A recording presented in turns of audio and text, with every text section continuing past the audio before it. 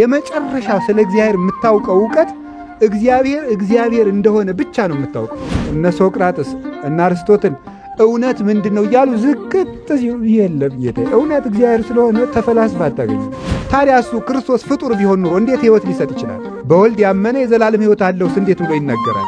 አንዳንድ ሰዎች እንደውም ምን ብለው ይናገራሉ? አይሁድ ክርስቶስን የሰቀል መስሏቸው ሌላ ሰው በአምሳሉ ሰቀሉ ይላሉ። ክርስቶስ በመስቀል ላይ ሆኖ ሲያዩት አቅም የሌለው መስሎ ነው የሚታያቸው። 30 ዓመት ያልሞላ ሰውዬ ደግሞ አብርሃምን አየው ትላለ አሉት። ደግሞ ጭራሽ የባስ ብሎ ምን አላቸው? አብርሃም ሳይወለድ እኔ ያለሁ አላቸው። በእውቀት አቅም የሌለው ሰው ማሸነፊያው ምንድነው? ዱላ። አንድ ፈላስፋ ምን ተናግሮ መስላችሁ? አንድን ሃይማኖት ብዬ ልቀበለው የምችለው በጦርነት ያልተስፋፋ መሆን አለበት ይላል።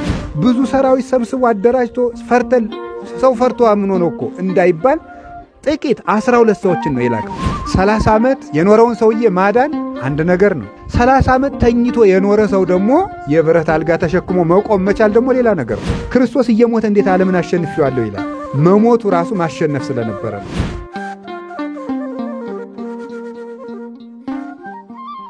ክርስቶስ እንዲሰቀል ምንም የኃጢአት ምክንያት የለበትም። በአንደበቱ ሐሰት የለበትም። በሰውነቱ ክፋት የለበትም። የምኞት ሐሳብ እንኳን የለበትም። ንጹህ መስዋዕት ነው እሱ። ስለዚህ እንደዛ ስለሆነ በእኔ ላይ ምንም በደል አይገኝብኝም። እንሂድ ግን ከዚህ አለ። ልብ ብላችሁ ስሙ።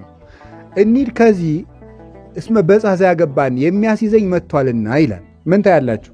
አንደኛ ቸርነቱን ልብ ብላችሁ አስተውሉ። ቸርነቱ ምንድነው? ጌታ ይጸልይበት የነበረው የአትክልት ስፍራ ነው። ይሁዳ እንኳን ያንን እየፈለገ ጋሬጣ እንዲግደው እንቅፋት እንዲመታው እንዲሰቃይ አልፈልግም። ራሱ ወጥቶ ከግልጽ ቦታ ላይ ለመያዝ። ሁለተኛ ደግሞ ሁሉን አዋቂ መሆኑን ለማመልከት ነው። አምላክ ነው እርሱ። ሰው የሆነ አምላክ ነው። ሰው የሆነ አምላክ ስለሆነ እንደ ሰውነቱ እየደከመ እንደ ሰውነቱ እየጸለየ እንደ ሰውነቱ እየፈራ እኛን ለማዳን ያደረገው ነው ሁሉ። ግን እንደ ጌትነቱ ደግሞ የተደረገን ነገር ማንም ሳይነግረው ያውቃል። ዮሐንስ ወንጌል ምዕራፍ 2 ቁጥር 33 ላይ እንደተጻፈ የሰውን ፈቃዱን ሊነግሩት አይሻም እሱ ራሱ ሰውን ያውቃልና ተብሎ እንደተጻፈ ሳይመረምር ይሁዳ እንደመጣ አወቀ። እንደገና ደግሞ የሚሞተው በፈቃዱ እንጂ በግድ እንዳልሆነ ለማስረዳት ነው። ሰውን ለማዳን ስለመጣ በግድ ተጨንቆ አሁን ሌሎች ሁሉ እገሌ ማለት ምን አስፈለገ? ብዙ የእምነት ድርጅቶች ክርስቶስ በመስቀል ላይ ሆኖ ሲያዩት አቅም የሌለው መስሎ ነው የሚታያቸው። አቅም የሌለው በግድ አይሁድ አሰቃይተው የያዙትን እንዴ ቀድሞ አሳይቶ አልነበረም? አላሳየም ወይ? አሳይቷል። ዮሐንስ ወንጌል ምዕራፍ 8 ላይ ተመልከቱ። አስተማራቸው። ምንድን ላይ አስተማራቸው? እናንተ የሰይጣን ልጆች ነው። ኧረ እኛ የእግዚአብሔር ልጅ ነን። የሰይጣን ልጆች ናቸው። እኛ አባታችን አብርሃም ነው፣ ሰይጣን አይደለም። እንዴ አብርሃምማ ብትሆኑ አብርሃም እንደዚህ አላደረገ፣ እናንተ ግን ልትገሉ ትሻላችሁ አላቸው። አብርሃም አባታችሁ የኔን ቀልያ የተመኘ አላቸው። ተመልከቱ። 30 ዓመት ያልሞላ ሰውዬ ደግሞ አብርሃምን አየው ትላለ አሉት። ደግሞ ጭራሽ የባስ ብሎ ምን አላቸው? አብርሃም ሳይወለድ እኔ ያለሁ አላቸው። እንግዲህ ይውላችሁ በእውቀት አቅም የሌለው ሰው ማሸነፊያው ምንድነው? ዱላ። አንድ ፈላስፋ ምን ተናግሮ መሰላችሁ? አንድን ሃይማኖት ብዬ ልቀበለው የምችለው ብሎ 8 መስፈርቶችን ያስቀምጣል። ከዚያ ውስጥ አንዱ ምንድነው ይላል? ያን 8 መስፈርት እየዘረዘርኩ እጃችሁን አላጠፋም። ከዚያ 8 መስፈርት አንዱ ምንድነው ይላል?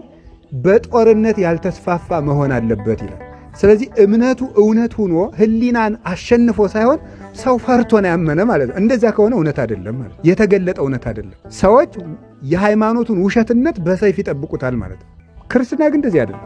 ለዚህ ነበር ጌታ ሐዋርያትን በትር እንዳትይዙ ያላቸው፣ ጫማም እንዳትይዙ፣ ስንቅ እንዳትይዙ ያላቸው ማቴዎስ 10 ላይ። በጦርነት አስፋፉት እንዳይባል ሐዋርያትን ራሱ 500 1000 ማድረግ ይችል ነበር። ብዙ ሰራዊት ሰብስቦ አደራጅቶ ሰው ፈርቶ አምኖ ነው እኮ እንዳይባል ጥቂት 12 ሰዎችን ነው የላከው። ይህንን ያደረገበት ምክንያት ክርስትና በሰላምነቱ ያሸነፈ እምነት ስለሆነ፣ በሰላምነቱ በእውነትነቱ የረታ እንጂ በሰላምነቱ ያሸነፈ እንጂ በጦር ያሸነፈ በሰራዊት የረታ እምነት አይደለም። እና ጌታችን ኢየሱስ ክርስቶስ ወዶ ነው የሞተ፣ በግድ አልሞተም። 30 ዓመት ያልሞላ ሰውዬ አብርሃምን አየ ሲሉት አብርሃም ሳይወለድ እኔ ያለው ሲላቸው ምን አለ?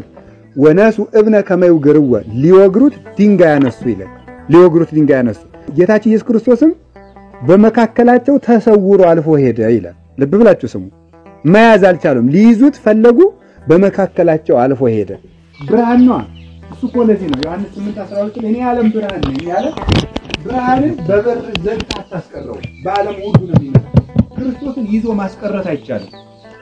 እንኳን ጥቂት ሰዎች አይሁዳውያን ይቅርና ሞት ይዘው ዘንድ አልቻለም ተብሎ አይደል የተጻፈው? ሞት ይዘው ዘንድ አልቻለም። የሐዋርያት ሥራ ምዕራፍ 2 ላይ ክርስቶስን እንኳን ሰው ሞት ራሱ ሊይዘው አይችልም። እርሱ ሕይወት ነው። ሕይወት ስለሆነ እንኳን እሱን በሱ ያመኑትን ሁሉ ሞት በእነዚህ ላይ ስልጣን የለው። የራዕየ ዮሐንስ ምዕራፍ 20 ላይ በመጀመሪያይቱ ትንሣኤ ዕድል ያገኘው ሰው ንዑድ ክቡር ነው፣ ሞት በእነዚህ ላይም ስልጣን የለውም ይላል። ክርስቶስን ተከትለው ልቡናቸውን ያነሱ ሰዎች ላይ በእነዚህ ላይ ሞት ስልጣን የለው።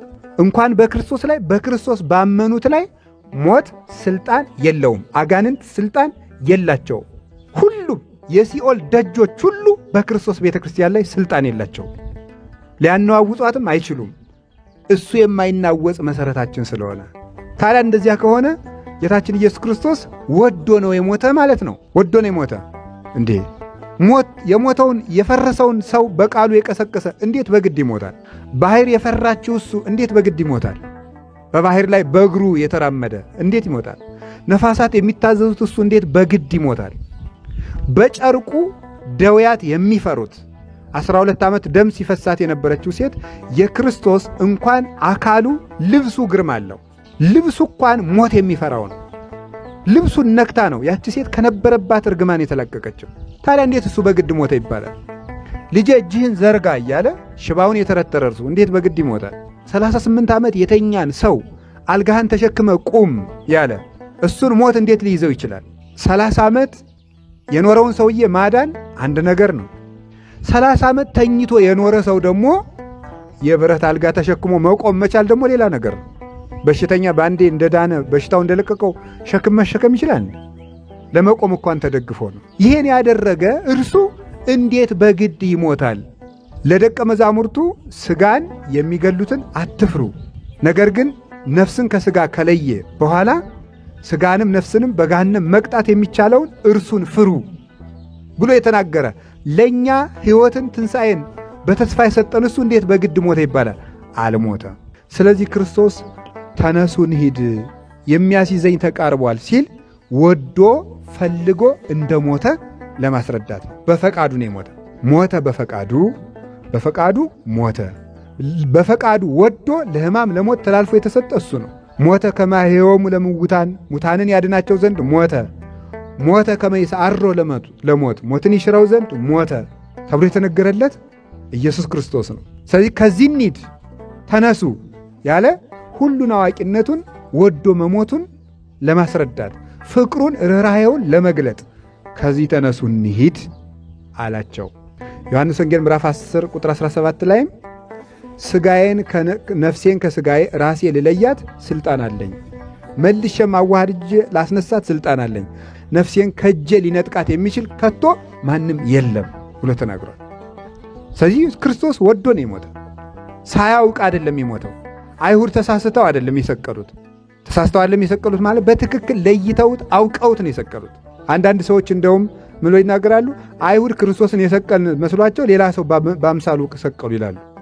በፍጹም በማያሳስት ምልክት ነግሮቸው እኔ የምስመው ነው ክርስቶስ ብሎ ተናግሮ እሱ ደግሞ እንደማይሸሽ አስቀድሞ እነሆ ወደ ኢየሩሳሌም እንወጣለን፣ የሰው ልጅንም ይይዙታል፣ ይሰቅሉታል፣ በሦስተኛው ቀን ይነሳል ብሎ ራሱ ተናግሯል።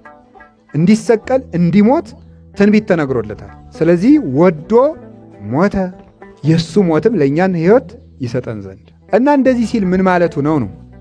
ከዚያ በኋላ ዓርብ ተሰቀለ። ከዛ ይሁን ተመልከቱ። ዮሐንስ ወንጌል ምዕራፍ 16 ቁጥር 33 ላይ ስትደርሱ ምን ይላል? እኔ ዓለምን አሸንፌዋለሁና ጽኑ ይላል። አይዟችሁ እኔ ዓለምን አሸንፌዋለሁ ይላል። ልብ በሉ። ክርስቶስ እየሞተ እንዴት ዓለምን አሸንፌዋለሁ ይላል?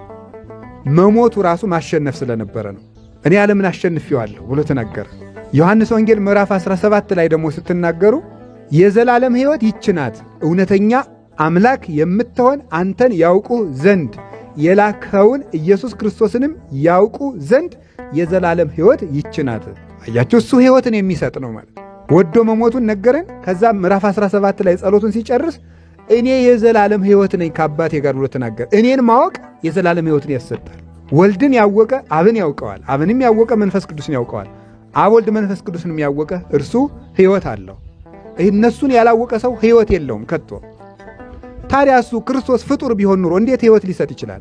በወልድ ያመነ የዘላለም ሕይወት አለውስ እንዴት ብሎ ይነገራል? ከዛ ምን አለው? አባቴ ወይ የሰጠኸኝን ሥራ ሁሉ ጨርሼ አንተን አከበርኩ። አባት ወይ ከዓለም አስቀድሞ ከአንተ ጋር በነበረ ክብሬ አክብረኝ አለ። ምን ማለቱ ይመስላችኋል? መጀመሪያ የሰጠኸኝ ሥራ ፈጸምኩ አለ። አክብረኝ ካለ በኋላ ነገር ግን የምታከብረኝ ክብር የምቀበል ጸጋ የምለምን እንደ ነቢያት እንደ ሐዋርያት እንደ አንድ ግለሰብ ሁኜ ሳይሆን ቅድመ ዓለም ካንተ ጋር የነበረኝን ክብር ግለጥልኝ፣ ሰው እንዲያውቀው አድርግ፣ የትነቴ ይገለጥ ብሎ ነገራል እንጂማ አንተ ክብር ያለ እኔ ደግሞ ካንተ ክብር የተለየ ሆኜ እንዳልሆን አለና ዝቅ ብሎ የኔ ገንዘብ ሁሉ ያንተ ገንዘብ ነው፣ ያንተ ገንዘብ ሁሉ የኔ ገንዘብ ነው አለ። ስለሱ እኔና አንተ አንድ ባህሪ እንደሆን እነሱ ደግሞ በጸጋ አንድ እንዲሆኑ አድርጋቸው አለ። እኛ አንድ ነን ብሎ ከአባቱ ጋር ያለውን የዘላለም ሕይወት አንድነት ነገረን። ስለዚህ ክርስቶስ ሕይወት ነው። ከዛ ምዕራፍ 18 ላይ ቀጥሉ። ምዕራፍ 18 ላይ ስትሄዱ ሰዎች ተሰብስበው ክርስቶስን ሊይዙ መጡ። ይሁዳም አብሮ አለ። ማንን ነው የምትፈልጉ አላቸው። ኢየሱስን፣ የናዝሬቱን ኢየሱስን። እኔ ነኝ ሲላቸው ወደ ኋላ ወደቁ ይላል። እኔ ነኝ የሚለው ለምንድን ነው? በእግዚአብሔር ቤት ውስጥ ወዝ የሚባል ወርድ የለም ታውቃላችሁ። ከተገኘ ራሱ ኢዝ ተብሎ ነው የሚፈታው። በእግዚአብሔር ፓስት ቴንስ የለም፣ ፕሬዘንት ነው ያለው። ለምሳሌ በመጀመሪያ ቃል ነበረ የሚለው ይሄ ወዝ የሚለው እንግሊዘኛው በጣም ደካማ ነው። ግዕዙ በጣም የሚለው ምን መስላችሁ? ቀዳሚው ቃል ውእቱ ነው የሚለው። በመጀመሪያ ቃል ነው የሚፈተው ነው ውእቱ ነው። ያኛው ግን እንግሊዘኛው ደካማ ስለሆነ በመጀመሪያ ቃል ነበረ። ቃል ነበረ የሚለው ኖሮ ያለፈ አይደለም፣ አሁንም ያለ ነው። ቀዳማዊነትን ለማመልከት ይቺ ወዝ የእንግሊዘኛዋ ወዝ ሌላ ስለሌላት ያቅሟን ቀድሞም ያለ ነው ለማለት ነው ነበር እንጂ ነበር የሚባል የለም። እግዚአብሔር ሁልጊዜ እኔ ነኝ ነው። አሁን አንተ ሁልጊዜ እኔ ነኝ ማለት ትችላላችሁ? አትችሉም። ለምን ማትችሉት መስላችሁ? ለምሳሌ ላሳያችሁ። 10 እስከ 7 ዓመት እኔ ሕፃን ነኝ በሉ። በጣም ጥሩ። ከዛ ከፍ ስትሉ እኔ ምንድነው ትላለህ? ወጣት ነኝ ትላለህ። ከፍ ብለህ 40 ግባና ምን ትላለህ? እሺ 80 ግቡና ምን ትላላችሁ? ሽማግሌ። ስለዚህ እኔ ነኝ ማለት አንችልም ማለት። ምክንያቱም እኔ ነኝ ማለት ሁልጊዜ በአንድ ማንነት መኖር እንችላለን ወይ ማለት ነው። ትችላለህ? አችልም? አይቻልም። እኔ ዛሬ ጤነኛ ነኝ፣ ነገ ምን ትሆናለህ? አሁን ለምሳሌ ኃያል ነኝ በል፣ ቆይተ ምን ትሆናለህ?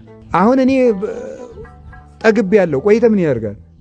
እግዚአብሔር የሚለወጥ ማንነት ስለሌለው እኔ ነኝ የሚለው በእግዚአብሔር በነገረ እግዚአብሔር ትምህርት በቴዎሎጂ ትምህርት እኔ ነኝ የሚለው ቃል በጣም ኃይለኛ ቃል ነው። የማይለወጥ ማንነት ማለት ነው። የማይለወጥ ክርስቶስ ለምሳሌ እውነት ይባላል። እውነት ማለት ምን ማለት ይመስላችኋል? ትርጉሙ እውነት ማለት የማይለወጥ ማለት ነው። የማይለወጥ ማለት የእውነት ትርጉሙ ይሄ ነው። አፍላጦን ወይም ፕሉቶ ወይም ፕሌቶን በሉት እንዳነባባቸው እነ ሶቅራጥስ እና አርስቶትል እውነት ምንድን ነው እያሉ ዝቅጥ የለም ጌታ እውነት እግዚአብሔር ስለሆነ ተፈላስፋ አታገኘው። ጌታ ለጲላጦስ ስለ እውነት ልመሰክር መጥቻለሁ አለው። ጲላጦስ ብድግ አደረገና እውነት ምንድን ነው አለው። ጌታ ዝም አለው። ምን ማለት ይመስላችኋል? እውነትማ እኔ ነኝ፣ እኔንም እየሰቀልከኝ ነው እያለው ዝም ያለው። እውነትማ እኔ ነኝ እያለው ነበር። እግዚአብሔር እውነት ነው። ለዛ ክርስቶስ እውነት ነኝ፣ መንገድ ነኝ፣ ሕይወት ነኝ ሲል እግዚአብሔር ነኝ እያለ ነው። ፍጡር እውነት አይባልም። እውነት የሚባል ስም አይሰጠውም። ፍጡር አምላክ ብቻ ነው። ለሙሴ እግዚአብሔር ምንድን ነው የነገረው? እኔ ነኝ። አያችሁ፣ እኔ ነኝ ዘሃሎ ማን ላከኝ ልበል ሲለው እኔ ያለና ምንድን ነኝ ያለው? የሚኖር ነኝ። አልፋ ኦሜጋ ማለት ነው። መጀመሪያውና መጨረሻው ያለና የሚኖር ነው እንጂ የነበረና የሚኖር አይደለም። ያለና የሚኖር ነኝ ያለው እኔ ነኝ። ጌታ በባህር ላይ እየተራመደ ሲመጣ ሐዋርያት በማይበል ውስጡ ነው እየተንጓለሉ ሳሉ ማይበሩ እያሰቃያቸው ሳለ ጌታ በእግሩ እየተራመደ መጣ። በእግሩ እየተራመደ ሲመጣ ምንድን ነው ያላቸው ይመስላችኋል? አይዟችሁ እኔ ነኝ። እስኪ በሉ አይዟችሁ ምንድን ነው ያላቸው? እኔ ነኝ። እንድታሰምሩባት እኔ ነኝ ለክርስቶስ ዝም ብሎ ቃል እንዳይመስላችሁ። የዚህ ባህር ጌታ ማንኝ እያላቸው ነው። ምክንያቱም ማይበሉ እያወካቸው እያለ እነሱ የፈሩ ሲጀመር ውሃውን ነው እንጂ እሱን አይደለም የፈሩት። ማይበሉ እያወካቸው እያለ እኔ ነኝ ማለት ነው። ይሄ ይለወጣል። መርከቡም ይለወጣል፣ የእናንተ አካልም ይለወጣል። እማልለወጥ እረኛችሁ ግን ማንኝ እያላቸው ነው? እኔ ነኝ። ሌላ ጊዜ በመርከብ ተሳፍረው እየሄዱ እያለ ማይበሉ መርከቢቱን እስኪያሰጥማት ድረስ እሱ ተኝቷል። ተነስቶ ኧረ እባክህ አድነን ብለው ቀሰቀሱት። ተነስቶም እናንተ እምነት የጎደላችሁ ስለምን ትፈራላችሁ? ይሄ ምን ማለት ነው? ለምን ይመስላችኋል? ይሄ ቃል ገብቷቸው ጋር እናንተ እምነት የጎደላችሁ ስለምን ትፈራላችሁ የሚላቸው ለምንድን ነው? ማይበሉ ሊሰጥም እየገነፈለ ነው። መርከቢቱ ልትሰጥም ነው። እምነት የጎደላችሁ ምን ማለት ነው? እየጠፋን ለምን ደሞ ማንፈራው ብትለው ከሱ ጋር እያለን አንጠፋም አትሉም ወይ ነው። ከሱ ጋር እያለን አንጠፋም አትሉም ወይ? እኔ እንደሆንኩ አታውቁም ወይ? ከዛ ይሁድን ደግሞ ምንድነው ያላቸው? እኔ እንደሆንኩ ባታምኑ ትጠፋላችሁ። በጣም ነው የሚገርመኝ። እኔ እንደሆንኩ ባታምኑ በኃጢአታችሁ ትሞታላችሁ አላቸው። ምን እንደሆንኩ ባታምኑ ያላቸው ወገኖች? እኔ እንደሆንኩ ባታምኑ ምንድነው? እኔ እንደሆንኩ ያዙልኝ። የናዝሬት ሰው እንደሆነ ያውቃሉ አያውቁም? እሺ የድንግል ማርያም ልጅ እንደሆነ ያውቃሉ አያውቁም? የሀገራቸው ሰው እንደሆነ ያውቃሉ አያውቁም? የ30 ዓመት ወጣት እንደሆነ ያውቃሉ አያውቁም? እና እኔ እንደሆንኩ ባታምኑ ምን ማለት ይመስላችኋል? አምላክ እንደሆንኩ ባታምኑ ማለት ነው። እኔ የምትለው ቃል ለእግዚአብሔር አንተ ነህ ነው። አንተ እኛ ነህ አንባልም፣ እሱ ነው። አንተ ግን ያው አንተ ነህ። ምን ማለት ነው? እግዚአብሔር ማለት ምን ማለት ይመስላችኋል? እግዚአብሔር ማለት ነው። እግዚአብሔር ማለት ምን ማለት ነው? እግዚአብሔር። ምናልባት አሁን ይህን ቃሉን መተርጎም ይቻላል በስነ መለኮት ትምህርት አባቶች ያስተማሩት። ግን የመጨረሻው ስለ እግዚአብሔር የምታውቀው ዕውቀት እግዚአብሔር እንደሆነ ብቻ ነው የምታውቀው። እግዚአብሔር ራሱ እግዚአብሔርን እንደሚያውቅ ብቻ ታውቃለህ እንጂ ስለ እግዚአብሔር አውቆ የጨረሰ ፍጡር አልነበረም፣ የለም፣ ሊኖርም አይችልም። ይህን ነበር ያስረዳቸው። ስለዚህ ጌታችን ኢየሱስ ክርስቶስ እኔ ካንተ ጋር አንድ ነኝ ብሎ ነገረን። ከዛ እኔ ነኝ ሲላቸው እንዳትረሱ፣ ሊይዙት ጎመድ ይዘው ሲመጡ እኔ ነኝ ሲላቸው ይቺ እኔ ነኝ የምትለው ቃል ምን አደረገቻቸው? እንግዲህ እኮ ሰውየውን አይተውታል። ሊይዙት ነው እኮ የመጡ፣ አያዩት ነው። የጨመረው ነገር የለም። ሰራዊቱ ከተፋሉም አልተባለም፣ ዱላም አልያዘም። የጨመረው ነገር የለም። ምን አባታችሁ ነው ልትይዙኝ የመጣችሁም አላለ። ዝም ብሎ ምንድን ነው ያለው? እኔ ነኝ ስላቸው ጣለ። የክርስቶስ እኔነት ሞትን የሚያስፈራ፣ አጋንንትን የሚያስፈራ፣ መቃብርን የሚረታ፣ ሲኦልን የሚበዘብዝ፣ የሞት ደጆችን ሁሉ የሚሰባብር ሕይወት የሆነ እኔነት ነው የእግዚአብሔር ማንነቱ። የክርስቶስ ማንነት እንደዚያ ነው። ለዚህ ነው ቅዱስ ጳውሎስ የባሪያን መልክ ይዞ መጣ፣ ጌትነቱን እንደ መቀማት እንኳን አልቆጠረውም ብሎ የተናገረ። የባሪያን መልክ ይዞ መጣ፣ ግን ጌትነቱን እንደ መቀማት አልቆጠረውም። በባሪያ መልክ ይታያል፣ ግን ንጉሥ ነው። ሰማይና ምድር ሁሉ ጌትነቱን ሲያመሰግኑ ዋሉ። ይሄ አምላክ በዕለተ ዓርብ ተሰቀለ።